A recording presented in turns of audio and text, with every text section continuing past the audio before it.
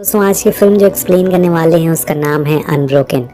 तो अगर आपको ज़िंदगी और मौत के बीच का अंतर जानना है तो ये कहानी आपको इस सवाल का जवाब दे देगी, लेकिन उसके लिए आपको ये वीडियो पूरी सुननी पड़ेगी। जी हाँ दोस्तों, तो चलिए कहानी की शुरुआत करते हैं। मूवी की शुरुआत में हमें कुछ फाइटर प्लेन्स दिखाए जाते हैं जो एक जगह पर हमला करने जा रहे थे और तभी उन पर नीचे से हमला होना शुरू हो जाता है, लेकिन ये सोल्जर किसी तरह से बचकर फाइनली अपने टारगेट पर बॉम्ब गिरा देते हैं और वहाँ से जाने लगते हैं। वेल गाइस, यहाँ से सीन शिफ्ट होता है और हम एक छोटे से बच्चे को देखते हैं जिसका नाम है लुइस, जो कि बहुत ही शरारती होता है। वो बहुत से बुरे काम करता है जैसे शराब पीना, सिगरेट पीना और बहुत ही कुछ। जब उसके माँ बाप को इस बारे में पता चलता है तो उसकी बहुत पिटाई होती है, लेकिन लुइस के ऊपर इस चीज़ का कोई भी असर नहीं होता है। वो दोबारा से उन्हीं कामों को शुरू कर देता है, लेकिन वहीं दूसरी तरफ उसका बड़ा भाई जिसका नाम पीट होता है वो उससे बिल्कुल अलग होता है। एक दिन लुइस किसी ग्राउंड में शराब पी रहा था और उसे कुछ लोग पकड़ लेते हैं और वो उनसे बचकर वहाँ से भागना चालू कर देता है और उसे भागते पीट भी देख लेता है। वो उसे इतनी तेज भागते हुए देखकर हैरान हो जाता है। पीट उसके पास जाता है और उसे रनर बनने के लिए मोटिवेट करता है। वो उसका जोश बढ़ाता है और कहता है कि तुम एक अच्छे रनर बन सकते हो, तुम बहुत तेज भागते हो। लेकिन वहीं लुइस उसे बोलता है कि ऐसा कुछ नहीं है, सब लोग मेरी तरह भाग सकते हैं, मैं तुम्हारी तरह नहीं हूँ। पर पीट उसका हौसला बढ़ाता है और भरोसा दिलाता है कि तुम एक अच्छे रनर फ्यूचर में बन सकते हो, मैं तुम्हारी प्रैक्टिस करवाऊंगा। जिसके बाद वो उसे प्रैक्टिस करवाना चालू कर देता है और कुछ समय बाद लुइस के स्कूल में एक रेसिंग कंपटीशन होता है जिसमें लुइस भी हिस्सा लेता है, लेकिन वो जानबूझकर धीरे दौड़ता है। वो चाहता था कि वो रेस ना जीते, उसे कोई भी इंटरेस्ट नहीं होता है रेस में। लेकिन तभी उसका भाई उसे बोलता है कि बेवकूफ़, तेज दौड़ो। और ये सुनकर लुइस का ईगो हर्ट हो जाता है और पूरी रफ्तार से वो भागना चालू कर देता है। देखकर उसके कोच भी हैरान हो जाते हैं और इतनी तेज भागने की वजह से वो ये रेस जीत जाता है। अगले पल हमें दिखाया जाता है कि पीट साइकिल पे है और लुइस भाग रहा है और भागते भागते वो बड़ा हो जाता है। अगले सीन में लुइस एक और रेस में भाग लेता है और इस रेस में जो जीतेगा उसे ओलंपिक में हिस्सा लेने का मौका मिल जाएगा। और अब रेस शुरू होती है और लुइस अपनी पूरी जान लगा देता है इसमें भागने के लिए और तभी उसके साथ वाला रनर उसे गिराने की कोशिश करता है, लेकिन लुइस ने भी कच्ची गोटियां नहीं खेली है। वो साइड हटकर और तेज भागता है और सभी को पीछे करके रेस जीत जाता है। ये देखकर उसके माँ बाप बहुत ही खुश होते हैं और भाई भी बहुत खुश होते हैं। वो इतनी तेज दौड़ता है कि वो एक नया रिकॉर्ड बना लेता है, 4 मिनट 1 सेकेंड का। इतनी तेज कोई आज तक नहीं दौड़ा था और अब उसका ओलंपिक में सिलेक्शन भी हो जाता है। जब वो ट्रेन से ओलंपिक के लिए जा रहा होता है तो अपने भाई से बोलता है कि चलो तुम भी मेरे साथ चलो, लेकिन पीट मजाक में कहता है कि तुम वहां जाके जीतने वाले तो हो नहीं, वहां जाके तुम्हारी हार मैं क्यों देखूं। लुइस बोलता है कि हाँ मुझे पता है मैं नहीं जीतूंगा, लेकिन तुम देखना अगले ओलंपिक में मैं जीत के जरूर आऊंगा। ये बोल के वो ट्रेन में बैठ जाता है और जाते जाते उसका भाई उससे कहता है कि चाहे कितनी भी बड़ी मुसीबत क्यों ना हो, अपने ऊपर हमेशा विश्वास रखना और कभी हिम्मत मत हारना। ये बोल के वहाँ से ओलंपिक के लिए निकल जाता है और वहाँ पहुँचने में उसकी रेस शुरू हो जाती है जिसमें वो कुछ खास नहीं कर पाता और इसकी रेस को पूरी फैमिली रेडियो पर सुन रहे थे और ये सुनकर सभी लोग उदास हो जाते हैं। लेकिन वो कहते हैं ना कि उम्मीद पे दुनिया कायम है। जैसे ही लास्ट राउंड आता है लुइस को अपने भाई की कही हुई बात याद आ जाती है और वो इतनी तेज भागता है कि एक नया वर्ल्ड रिकॉर्ड बन जाता है जिसमें वो लास्ट लैप को सिर्फ 56 सेकंड में कंप्लीट कर देता है और ये हुआ था 1936 के ओलंपिक में। ये देखकर पूरा स्टेडियम लुइस के नाम से गूंजने लगता है और सभी लोग बहुत ही खुश जाते हैं। उसके मॉम डैड भाई जब ये न्यूज़ सुनते हैं तो वो बहुत ही खुशी होते हैं, उनके खुशी का कोई ठिकाना नहीं होता। और लुइस का टारगेट था 1940 ओलंपिक टोक्यो में जो होने वाला था, जिसमें वो अपने देश के लिए एक सोने का सिक्का लेके आने वाला था, यानी कि गोल्ड मेडल। लेकिन ये सपना उसके लिए एक सपना ही रह गया था क्योंकि 1939 में वर्ल्ड वॉर 2 शुरू हो गया था, जिस वजह से 1940 का टोक्यो ओलंपिक कैंसिल हो जाता है। जिसके बाद हम पहुंचते हैं सीधा 1943 में, जो कि प्रेजेंट का टाइम है, जहां पे हमें पता चलता है कि लुइस अब अमेरिकन सेना में भर्ती हो गया है और उसके साथ 2 और लोग भी होते हैं जो कि दुश्मनों के प्लेन पर अटैक कर रहे थे। उनका टारगेट होता है जापान का एक कैंप। वो इस मिशन में कामयाब भी होते हैं जैसे कि हमने मूवी की शुरुआत में देखा था, लेकिन घर आते टाइम उनका जहाज पूरी तरह से डैमेज हो जाता है और इस हमले में उनका एक साथी भी बुरी तरह से घायल हो चुका था और इस वजह से उन्हें अब लैंडिंग करनी होगी। लेकिन ये इतना आसान काम नहीं होता। पायलट पूरी कोशिश करता है और इसी बीच उनका एक टायर भी फट जाता है, लेकिन पायलट हिम्मत नहीं हारता, वो उस प्लेन को जैसे तैसे करके लैंड करा देता है। जिसके बाद हम देखते हैं कि लुइस अभी भी रनिंग कर रहा है। उसका दोस्त उसके साथ जीप में चल रहा होता है और इसी बीच उसके कुछ और दोस्त आते हैं जो उससे कहते हैं कि अभी एक ऑर्डर आया है, हमें कुछ लोगों को समुद्र में ढूंढने जाना होगा जो कि वहाँ पर फंसे हुए हैं। और इसके बाद ये लोग अपनी उसी प्लेन को लेके दोबारा से उड़ान भरते हैं, लेकिन वो प्लेन इतनी बुरी तरह से डैमेज हो चुका था कि थोड़ी दूर जाने पे उसका एक इंजन में आग लग जाती है और देखते ही देखते इनका दूसरा इंजन भी खराब हो जाता है। अब इनके पास कोई चारा नहीं था तो वो प्लेन सीधा समुद्र में जाकर गिरता है और उस प्लेन में लुइस और 2 साथी को छोड़कर बाकी सभी लोग मारे जाते हैं। वो लोग जैसे तैसे उस प्लेन में मौजूद एयरबोट को लेकर बाहर निकलते हैं और अपनी जान किसी तरह से बचाते हैं। अब जो लुइस के साथी बचे थे उनके नाम थे मैक और फिल। मैक लुइस से बोलता है कि अब वो नहीं बचेंगे, लेकिन लुइस उसे कहता है कि इतनी जल्दी तुम कैसे हार मान सकते हो, तुम एक सिपाही हो, हम जरूर जिंदा बचेंगे। और तभी लुइस को उस बोट पे कुछ खाने का सामान मिलता है जिसमें कुछ चॉकलेट्स और एक पानी की बोतल थी। इस सामान को देख के वो अपने साथियों से बोलता है कि हमें एक एक चॉकलेट के टुकड़े को सुबह शाम खाना है, क्योंकि हमें इस बात का बिल्कुल अंदाजा नहीं है कि हम लोगों को कब और कौन बचाने आएगा। अब तीनों समुंदर के बिल्कुल बीच में होते हैं। वो जहाँ भी नजर घुमाते थे उन्हें सिर्फ पानी ही पानी दिख रहा था। वो पूरी रात उसी बोट पर गुजार देते हैं, पर अगली सुबह उन्हें एक उम्मीद की किरण दिखाई देती है। उनके ऊपर से एक प्लेन गुजर रहा था। ये देख के वो बहुत ही खुश हो जाते हैं और जल्दी से फ्लेयर गन छोड़ते हैं, लेकिन वो प्लेन उन लोगों को बिना देखे वहां से चला जाता है, जिससे कि इनकी उम्मीद पूरी तरह से टूट जाती है। इसी बीच लुइस देखता है कि जो चॉकलेट का पैकेट था वो पूरी तरह से खाली हो चुका है। वो अपने साथी मैक पे बहुत चिल्लाता है, क्योंकि मैक ने ही एक बार में सारी चॉकलेट खा ली थी। लुइस उसे पूछता है कि तुमने ऐसा क्यों किया, तो मैक उससे कहता है कि मुझे भूख लगी थी इसलिए मैंने खा लिया। लुइस बोलता है कि इससे फर्क पड़ेगा और ऐसा फर्क पड़ेगा कि तुमने सोचा नहीं होगा। अब उन लोगों को उस बोट पे रहते रहते पूरे 3 दिन बीत जाते हैं और 3 दिन से भूखे प्यासे होने का असर उनके चेहरे पर दिखने लग जाता है। वो बस ऊपर वाले से मिन्नतें कर रहे होते हैं कि उन्हें कोई बचा ले। तभी उनकी ऊपर वाली सुन लेता है और उन्हें कोई बचाने तो नहीं आता, लेकिन हाँ उनकी भूख का इलाज हो जाता है। उनके पास एक बड़ा सा पंछी आके बैठता है, जिसे देख के लुइस अपने साथी की तरफ देखता है और सोचता है कि अगर हमें अपनी भूख मिटानी है तो इसे पकड़ना होगा। जिसके बाद मैक अचानक से उस पंछी को पकड़ लेता है और वो लोग अपनी भूख मिटाते हैं, लेकिन वो खाना उनका पेट के अंदर जाने के बजाय बाहर आ जाता है। सारे लोग उल्टियाँ करने लग जाते हैं, क्योंकि दोस्तों ये कच्चा खाना होता है। और तभी फिल कहता है कि हम लोग क्यों ना मछलियाँ को पकड़ कर खाएं, और वो बोलता है कि अब तो हमारे पास चारा भी है। जिसके बाद वो एक एक करके मछली पकड़ते हैं और उसे खाकर अपनी भूख मिटा रहे थे। ये इनके लिए अच्छा खाना तो नहीं है, लेकिन जिंदा रहने के लिए उन्हें काम चलाना पड़ेगा। अब कच्ची मछलियाँ दोस्तों आप भी सोच सकते हैं कि उसका टेस्ट कैसा होगा, लेकिन जब अपनी जान बचानी हो तो कुछ भी चलता है। वे लोगों ने अपनी भूख के लिए एक चीज़ तो मिल गई थी, लेकिन एक मुसीबत कम नहीं होती कि दूसरी मुसीबत आ जाती है। उसी रात समुंदर में तूफान आ जाता है और बड़ी बड़ी लहरें उठना चालू हो जाती है, जिसे वो लोग बहुत घबरा जाते हैं। लेकिन अगले ही पल वहाँ बारिश हो जाती है और इतनी दिनों बाद वो पेट भर कर पानी पीते हैं। सबकी हालत बहुत ही खराब हो चुकी थी, लेकिन आज 27 दिन बाद उन्हें फिर से एक उम्मीद दिखती है। एक और प्लेन उनके ऊपर से गुजरता है और वो उसे इशारा करते हैं और फ्लेयर गन छोड़ते हैं, लेकिन ये प्लेन अमेरिका का नहीं बल्कि जापान का होता है, जिस वजह से वो उनकी जान बचाने के बजाय उन्हीं पर हमला कर देता है।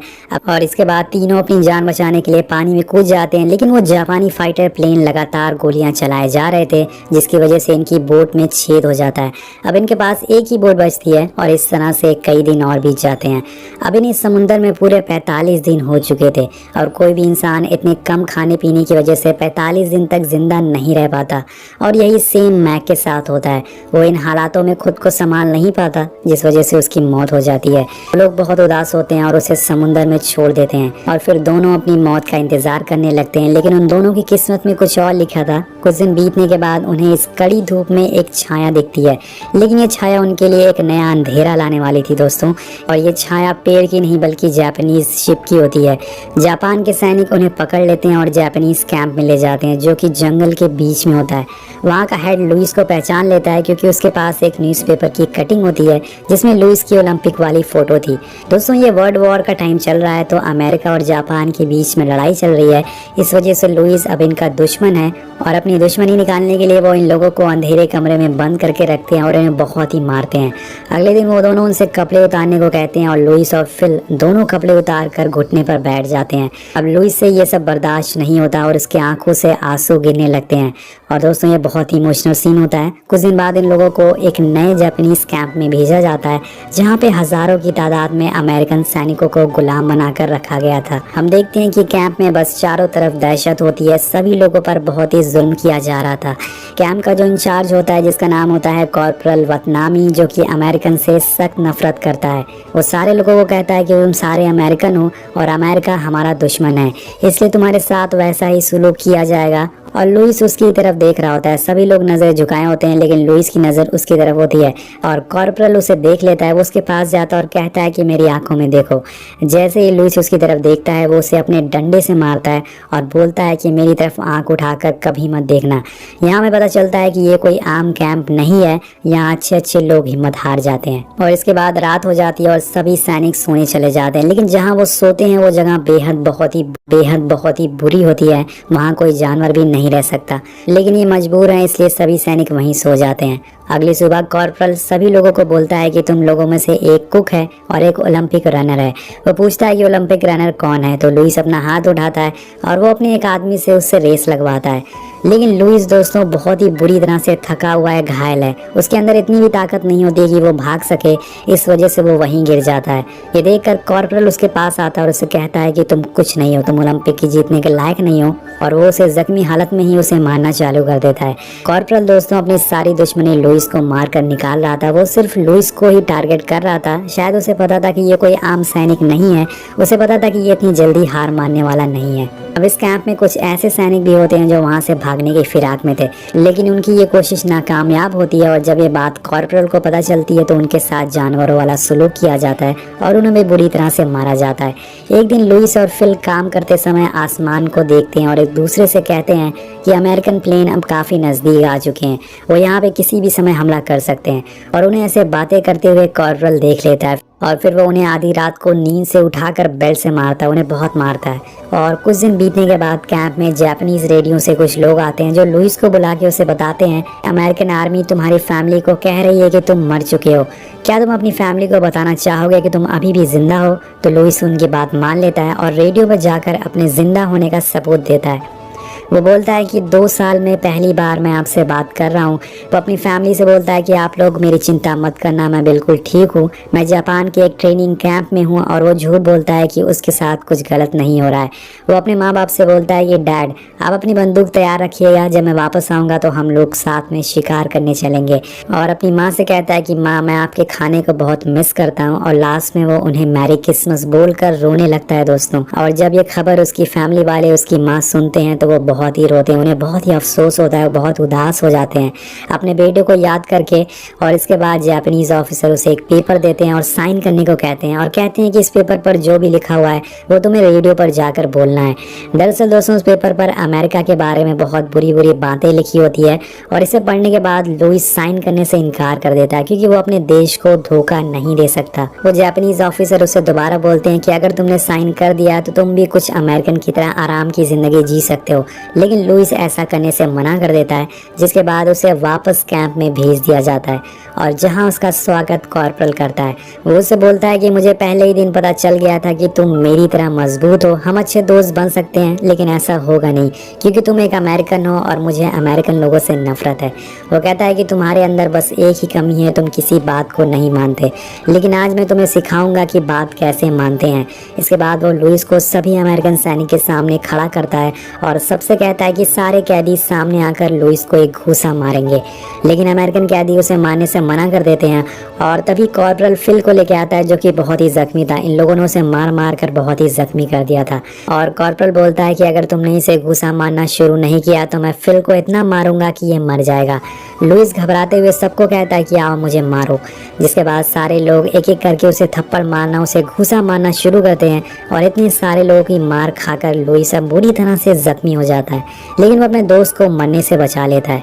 ये सीन देख के आपको रोना आ सकता है क्योंकि आपको भी कहीं न कहीं लुइस का दर्द महसूस हो रहा होगा। अब कुछ दिन बाद ठंड का मौसम आ जाता है और कैंप में बर्फ गिरना शुरू हो जाती है। सारे कैदी इकट्ठा होकर एक कॉमेडी शो करते हैं जिससे वो थोड़ा सा हंस सके और अपने उन सारे दर्द को भुला सके। तभी वहाँ कॉर्पोरल आके लुइस के पास बैठ जाता है और उसे कहता है कि मेरा ओमोरी में प्रमोशन हो गया है। और ये सुन के लुइस मन ही मन खुश हो जाता है क्योंकि अब कॉर्पोरल यहाँ से जा रहा है। और अब कॉर्पोरल के वहाँ से जाने के कुछ दिन बाद कैंप में बमबारी हो जाती है जिससे कि वहाँ पर काफी कैदी और कुछ जापानीज सैनिक मारे जाते हैं। उनका कैंप भी अब रहने लायक नहीं था, पूरी तरह से उसमें आग लग चुकी थी और इस वजह से अगली सुबह उन्हें एक दूसरे कैंप में शिफ्ट करा जाता है जो कि ओमोरी में होता है। जब ये लोग वहाँ पहुँचते हैं तो सारे कैदी एक लाइन में खड़े होते हैं और तभी उस कैंप का इंचार्ज आता है जो कि कोई और नहीं बल्कि कॉर्पोरल होता है। और उसे देखकर लुइस के नीचे से जमीन खिसक जाती है, वो लड़खड़ा जाता है, लेकिन उसके साथ ही उसे गिरने से बचा लेते हैं। और लुइस समझ गया था कि अब कॉर्पोरल उसे फिर से जीने नहीं देगा।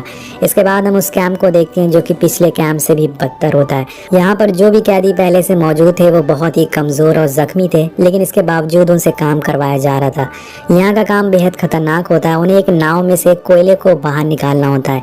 ये काम उन्हें ठंड में करना था और एक बारी जब लुइस उसके साथ ही कोयला भर रहे होते हैं तभी एक कैदी चक्कर खाकर ऊंचाई से नीचे गिर जाता है, जिससे कि उसकी मौत हो जाती है। ये देख के वहाँ खड़े सारे कैदी बहुत ही डर जाते हैं और कुछ दिन बाद लुइस जब काम कर रहा होता है तो एक जापानीज सैनिक उसे धक्का दे देता है, जिससे कि वो गिर जाता है और उसे बहुत ही चोट आती है। मतलब इन सभी कैदियों पर बहुत ही जुल्म किए जाते हैं यहाँ पर, लेकिन गिरने के बाद भी लुइस हिम्मत नहीं हारता। वो फिर से उठता है और काम करना शुरू कर देता है। लेकिन आखिर कब तक कोई भी इंसान बिना कुछ खाए पिए इतनी ठंड में काम कर सकता है। और ऐसे ही एक दिन लुइस काम करते करते थोड़ा सा आराम करने लगता है और आराम करते हुए देखकर उसे एक जापानीज सैनिक कॉर्पोरल के पास ले जाता है और उसे कहता है कि ये काम नहीं कर रहा है। और अब इस मूवी में वो सीन आता है जिसे देख के आपके रोंगटे खड़े हो जाएंगे। कॉर्पोरल उससे कहता है कि ये सामने जो लकड़ी रखी हुई है उसे उठाओ, जो कि बहुत ही भारी होती है। लुइस इस हालत में नहीं था कि वो इस भारी चीज को उठा सके, लेकिन वो अपनी पूरी ताकत लगाकर उसे उठा देता है। और कॉर्पोरल इसे कहता है कि इसे अपने सर के ऊपर करो और वो ये भी कर लेता है। फिर वो अपने जापानीज सोल्जर से कहता है कि अगर इसने ये लकड़ी नीचे करी तो इसे गोली मार देना।